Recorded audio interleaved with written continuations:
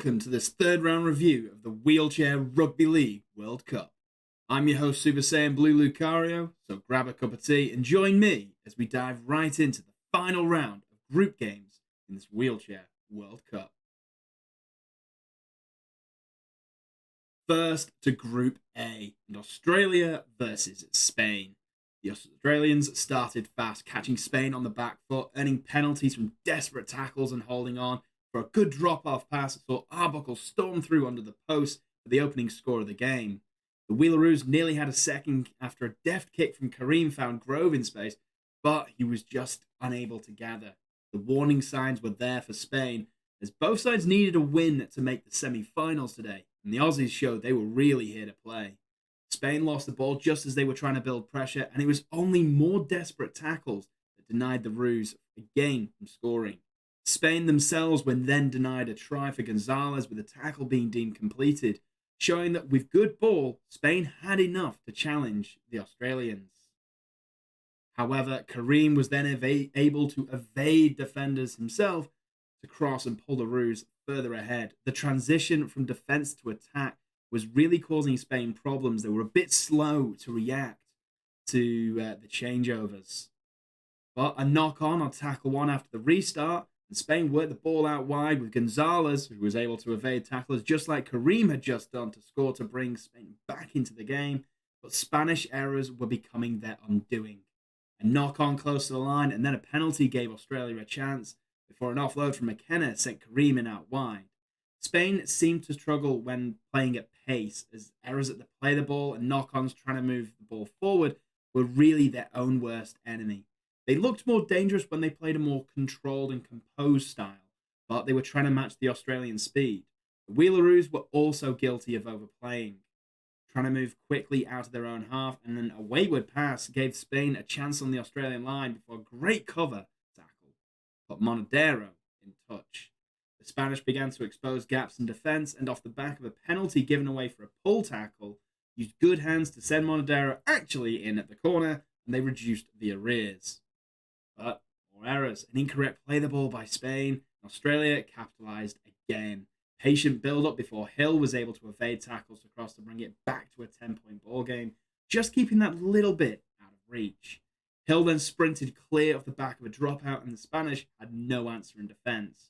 8 minutes to go, and the Aussies were starting to pull clear. A simple drop-off play again saw Hill go through a gap, utilising his pace to go clear. The game firmly in the Wheelaroos' control, heading towards the break 32-10 half-time. The Spaniards were building in frustration, a costly period when Gonzalo was taken off the field, showing just how crucial he really is to their chances. They did have an early chance in the second half, but for a desperate knockdown, they would have been in. But they did cross in the following set. Gonzalez back on the field and touching down after quick hands. It was game on once more. They just needed to keep their hands on the ball, and they could still come back because they were showing they had more than enough in attack to do something. Defense transitions were really costing them.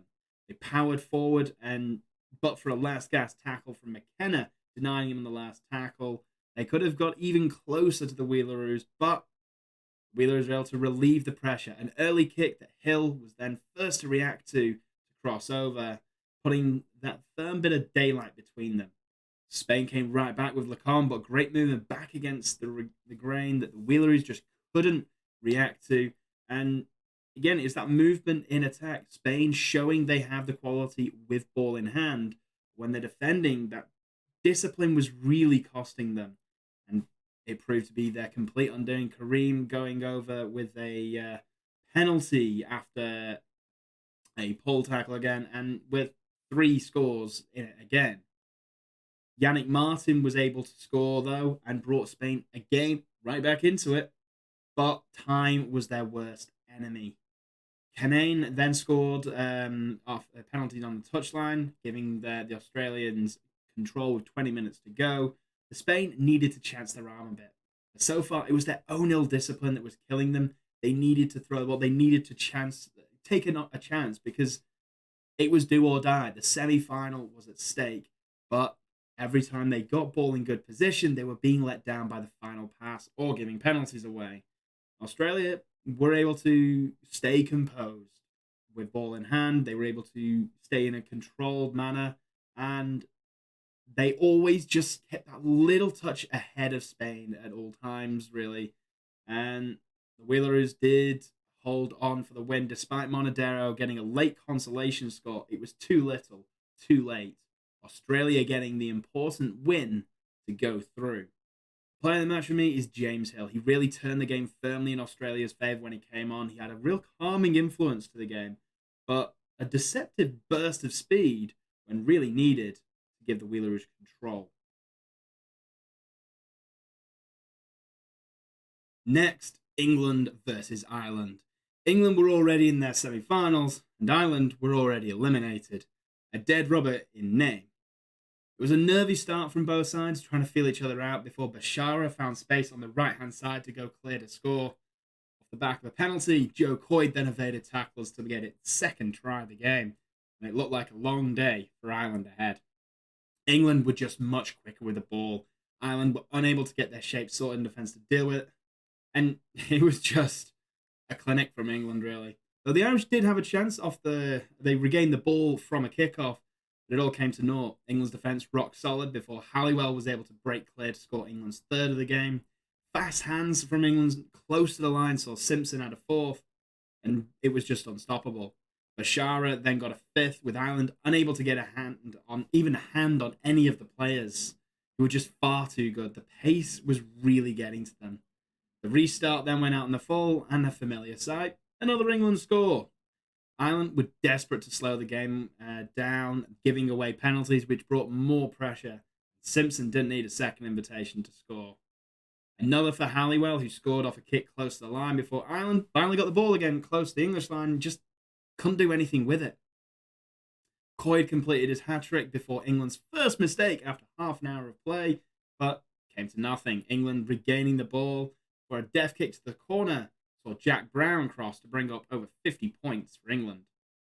After a knock on at the play ball, England had yet more possession. Quick hands sent Collins in out wide, and England's passing game was just far too much.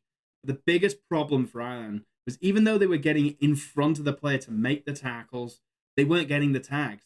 England were then able to keep the ball alive and kept Ireland rolling backwards.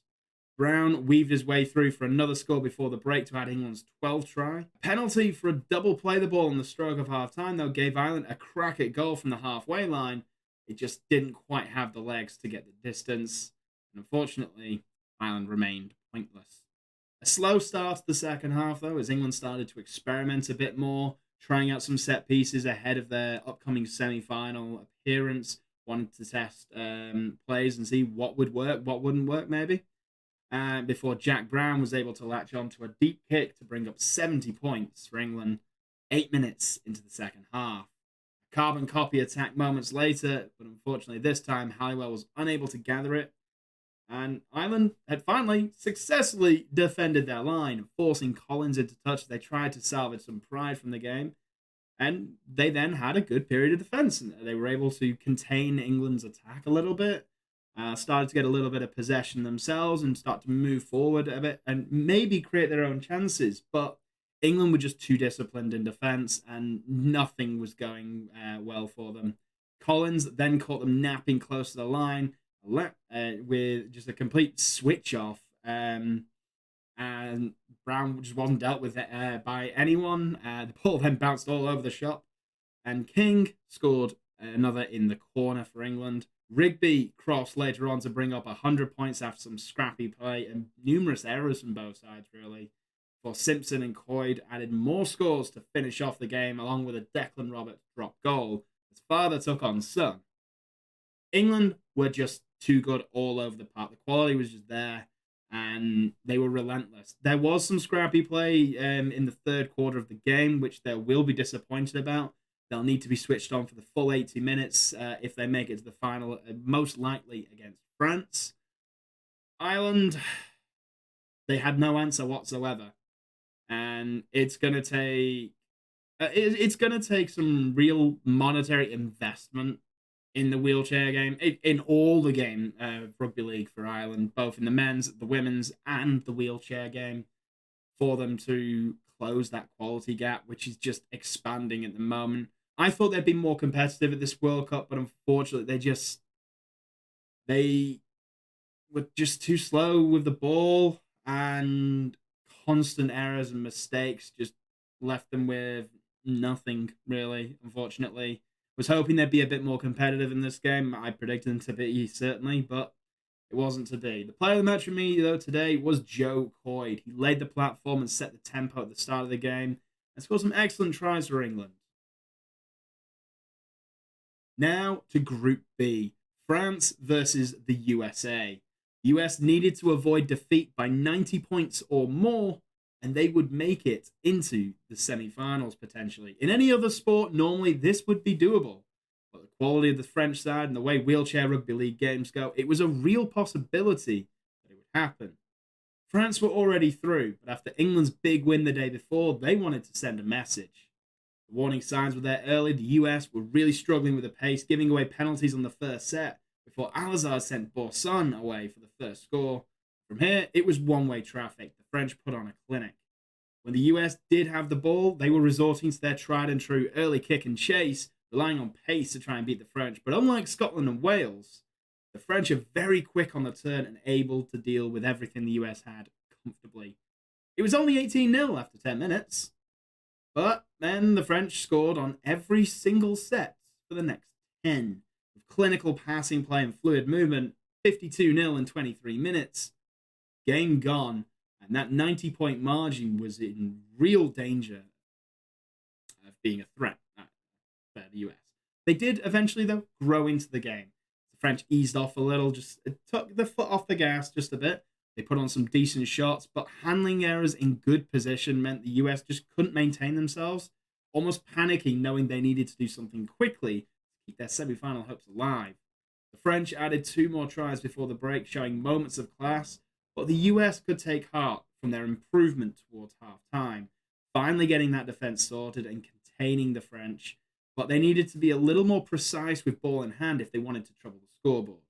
In the second half, though, Gilles Clausel sent the French in on the first minute after the break to pick up where the French left off, effectively, and they were back in the mood, determined not to concede.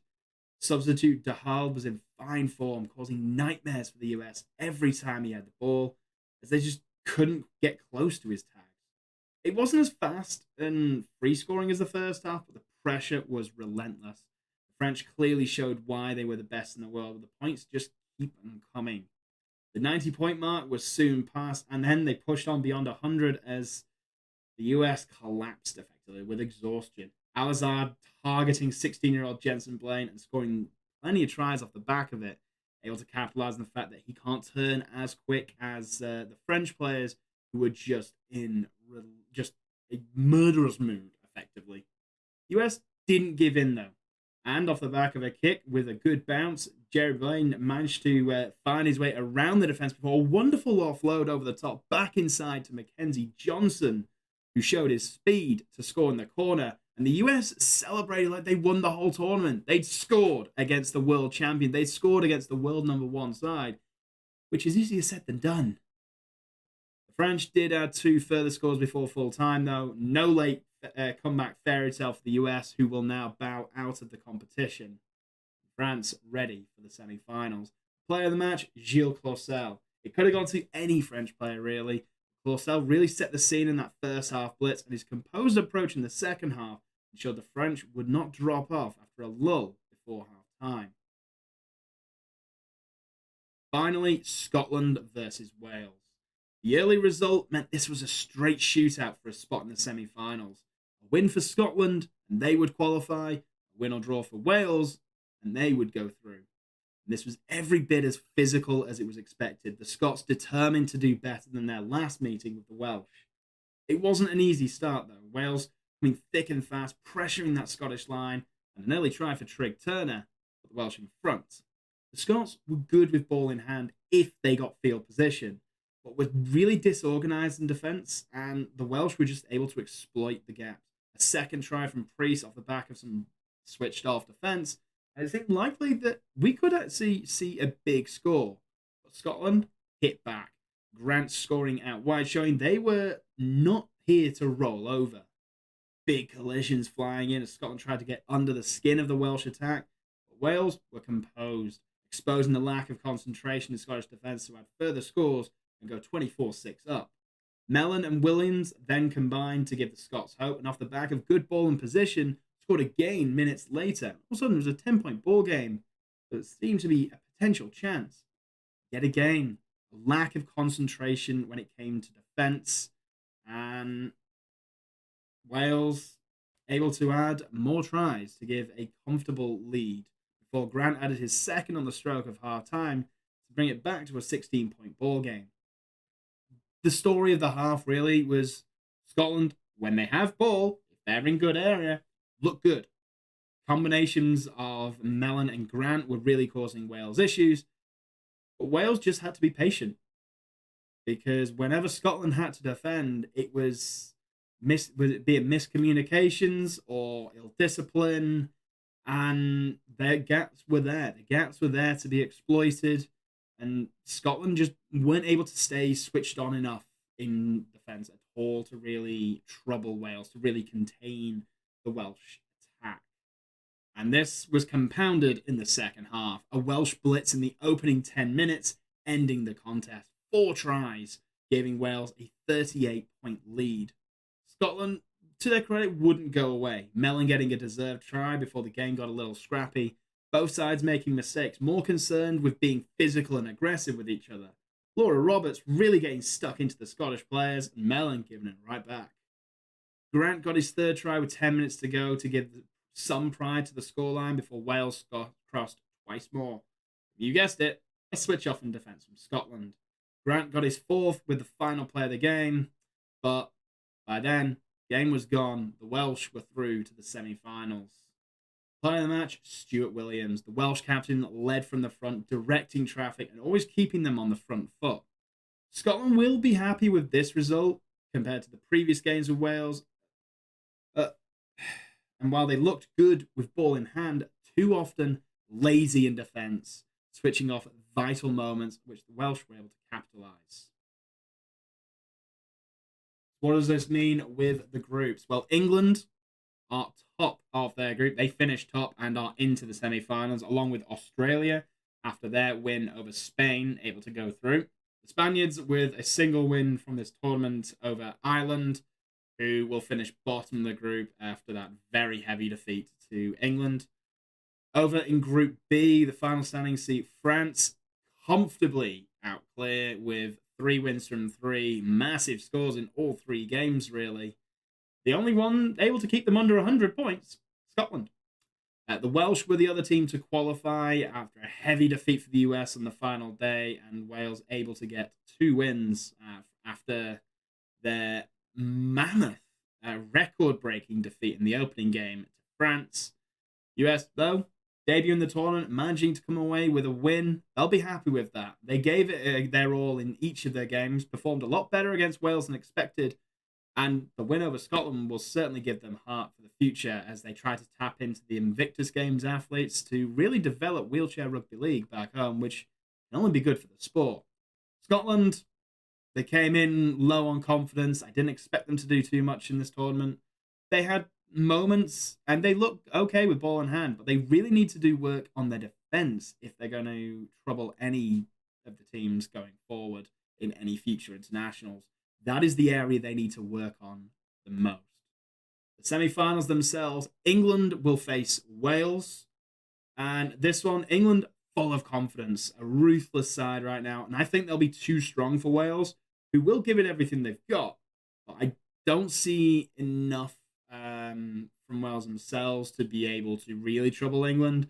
I think there's too many openings in the Welsh defence. They have looked a bit suspect when it comes to defending, especially when it comes to defending at speed. England are a very quick team, very similar to France, and it could be a big score there.